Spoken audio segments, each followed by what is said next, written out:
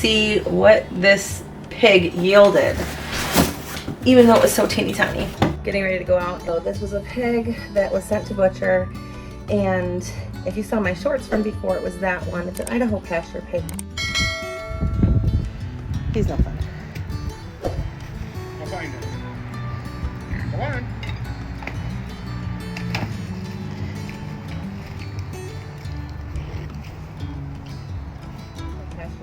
But he was a runt, and his entire litter came from a runt. The breeder said that she had bred him with, she had bred the mom and dad together for the first time. They'd both been successful in producing piglets that end up being good size, but together this was like a failed pairing in the breeding. I'm not a breeder, so I'm not sure. So we're gonna go and see how much meat we actually got off of this runt that probably should have been a roaster, but I have no need for a roaster, so we actually got it cut. Quick story time here. I got my first Idaho Pasture Pig from the sale barn from the auction. I got him because my daughter wanted him. Found out he was an Idaho Pasture Pig, and then I found a breeder to get a second one. So the first one that I got was younger than the second one. And I figured you're supposed to butcher these guys at like about 9-10 months. They go a little bit longer. They take a little bit longer to grow out than like a regular commercial hog. They're a heritage breed. So I went and set the butcher date up for September. Well, come to find out, in September, the second pig, I taped him and it looked like he was weighing only about 100 pounds. So I contacted the breeder that I got the second pig from, who was a year old. So he was a year old in September, so he should have been ready. She asked what color ear tag he had, and I told her, and she looked and she said, okay, that's from our litter, that every single pig from that litter was a runt. She offered to replace him, which I wasn't going to, because the pigs that I had then were so much bigger, and it just wouldn't be fair to put a piglet in there. So we'll be getting another one later on. I had to reschedule my butcher date because I wasn't going to be butchering a pig. I wanted to see if I could make him grow out just a little bit. I knew he was like full size. But I wanted to see if I could make him grow out just a little bit. They only have a maximum weight they can grow to. You can't force something beyond their genetics. Alright, so that was kind of cool. When I picked him up, she said that it's the best 100-pound pig that she's ever seen. She said a lot of times when you get the heritage breeds or the IPPs or the Kunis, that a lot of times you're borderline, like you're not going to get anything off of them, or they're going to be super fatty. And she said that these were perfect as far as what we got out of them. She said one time she had a pig that was 135 pounds come in, hang weight, and they couldn't get any bacon off of them. And she said this is the very first time that they've been able to get any bacon off of a 100-pound pig. And I asked her too, was there anything that I could have done differently? And she said no. It's, kind of what I assumed. Nothing I could have done differently. She said that they, had good meat on their bones.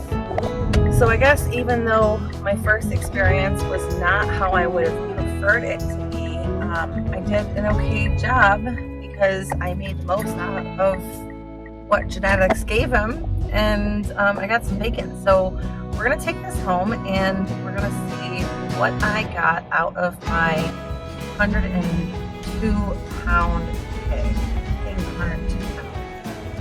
So I just got back from the butcher. I've got 2 boxes this size and then 2 brown paper bags. So we're gonna see what this pig yielded, even though it was so teeny tiny.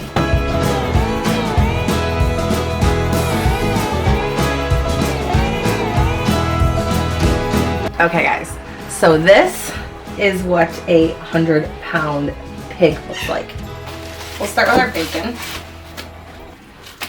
So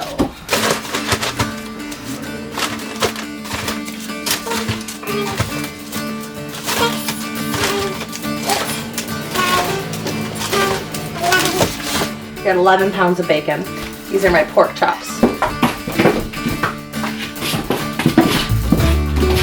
Itty bitty bitty bitty bitty spare ribs. All right, let's weigh in here. So a little bit over a pound. So these are pretty much a pound each. I got our maple sausage. I had the choice of maple or something else, and I chose maple. Can't remember what my other choice was. So 1, 2,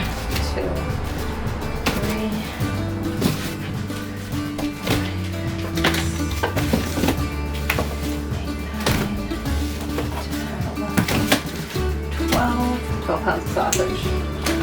Our spare ribs. Spare ribs are 1 pound 8 ounces, so 1.5 pounds. 3 pounds of ribs. Shoulder steaks, pork shoulder steak. 3 pounds of pork shoulder steak. Pork shoulder roast.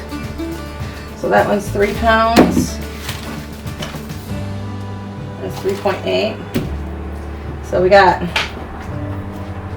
6 pounds, 10 ounces of pork shoulder roast. So I'll put 6.5 pounds. We got the loin roast, 3 pounds, 15 ounces. So the loin roast all together, we've got 8.5 pounds of loin roast. We have our smoked ham roast, and these are kind of all different sizes. So the first one, 3 pounds.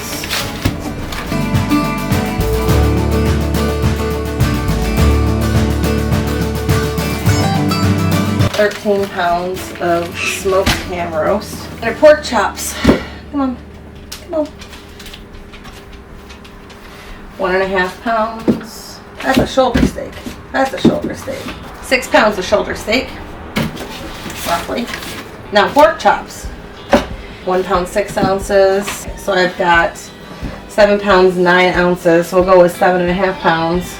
So altogether, my 100-pound pig gave us 11 pounds of bacon, 12 pounds of sausage, 3 pounds of ribs, 6 pounds of shoulder steak, 6.5 pounds of shoulder roast, 8.5 pounds of loin roast, 13 pounds of smoked ham roast, 7.5 pounds of pork chops.